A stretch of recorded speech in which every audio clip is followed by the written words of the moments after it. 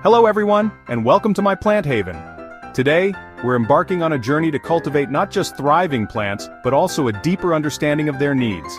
We've all heard those well-meaning tips and tricks, passed down through generations or shared with a whisper on social media. But sometimes these helpful hints can lead us astray, hindering our plants' growth instead of helping them reach their full potential. In this video, we're diving deep into the world of houseplants to debunk 10 common myths that might be holding you back from becoming the plant parent you've always dreamed of being.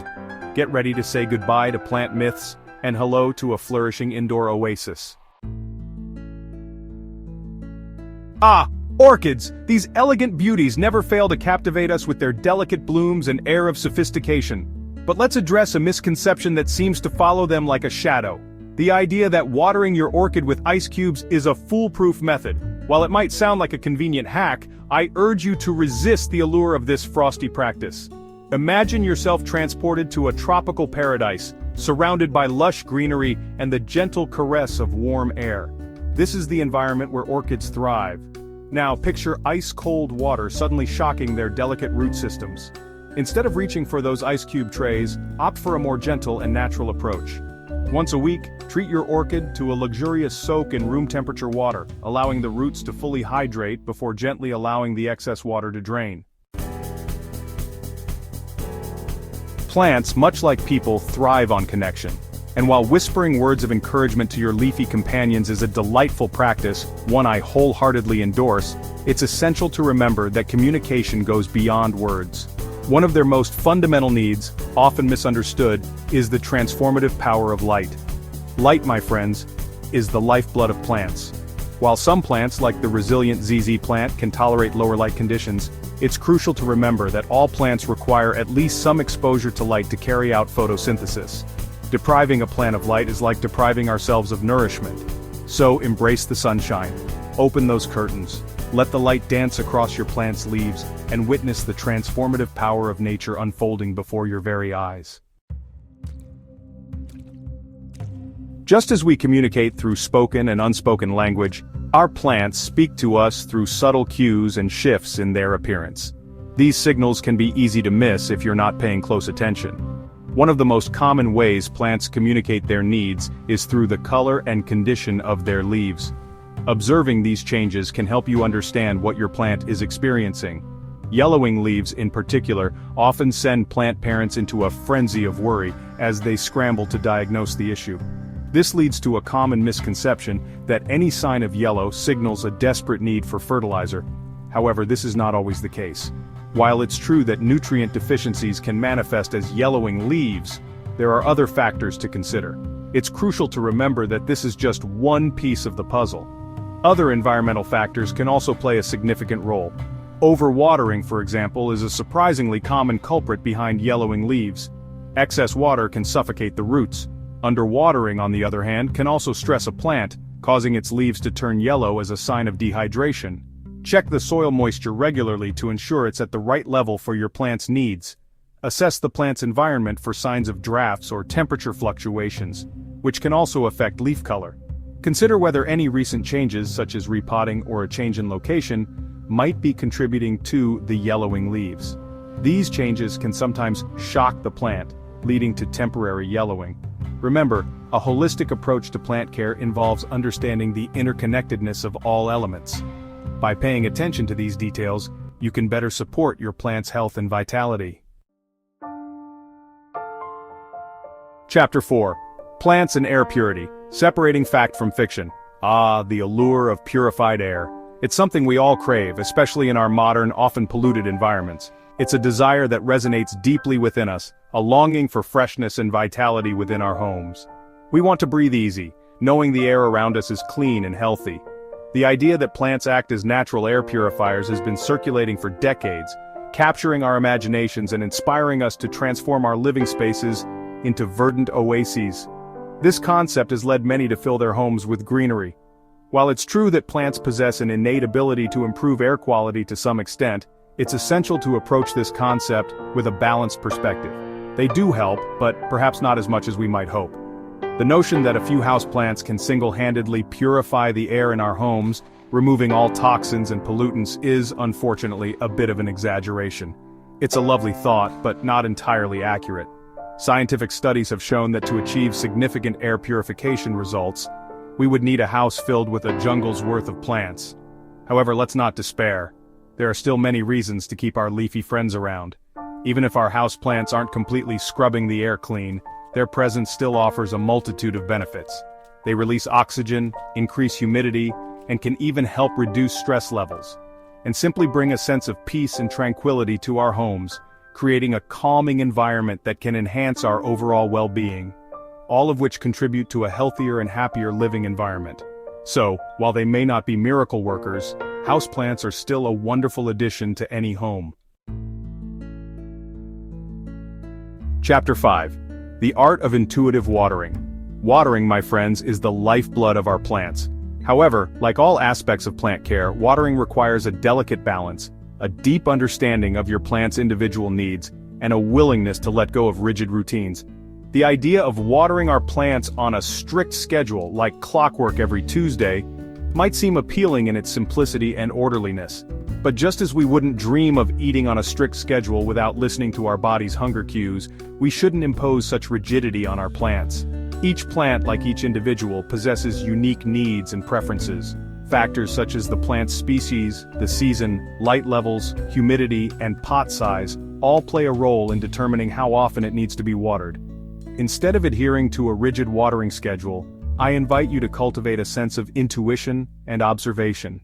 Before reaching for the watering can, take a moment to connect with your plant. Chapter 6. Finding the perfect fit. Pot size matters. Choosing the right pot for your plant is akin to finding the perfect home for a cherished friend. It's not just about aesthetics, it's about creating an environment where your plant can truly thrive. Just as we wouldn't want to live in a home that's either too cramped or too cavernous, our plants thrive when their roots have ample space to stretch and grow without feeling lost in a sea of empty soil. The right pot size ensures that the plant's roots can access nutrients and water efficiently. The common misconception that plants grow faster in bigger pots often leads to well-intentioned plant parents repotting their leafy companions into oversized containers. This can create more problems than it solves. However, this seemingly generous act can actually hinder a plant's growth and well-being. Too much soil can retain excess moisture, leading to root rot and other issues. When a plant's roots are surrounded by a large volume of soil, it becomes challenging for them to absorb water efficiently. The excess soil can stay wet for too long, creating an unhealthy environment. Instead of rushing to repot your plant into a larger container, observe its growth patterns and root development. Patience is key in ensuring your plant's health. When you start to notice roots circling the bottom of the pot, or poking through the drainage holes, it's a sign that your plant is ready for a new home. This is the perfect time to move it to a slightly larger pot, ensuring continued growth and vitality. Imagine yourself stepping out of a hot shower into a dry, arid environment. Your skin instantly feels tight, parched, and desperate for a touch of moisture. This, my friends, is similar to what our humidity-loving plants experience when they're surrounded by dry air, especially during the winter when indoor heating systems are working overtime.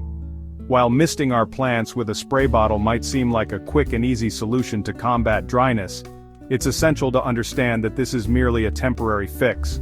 For plants that crave higher humidity levels, such as delicate ferns or the vibrantly patterned calatheas, misting alone won't suffice.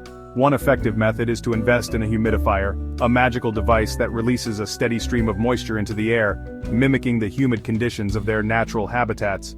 Another approach is to group your humidity-loving plants together, creating a microclimate where their collective transpiration increases the humidity levels in their immediate vicinity.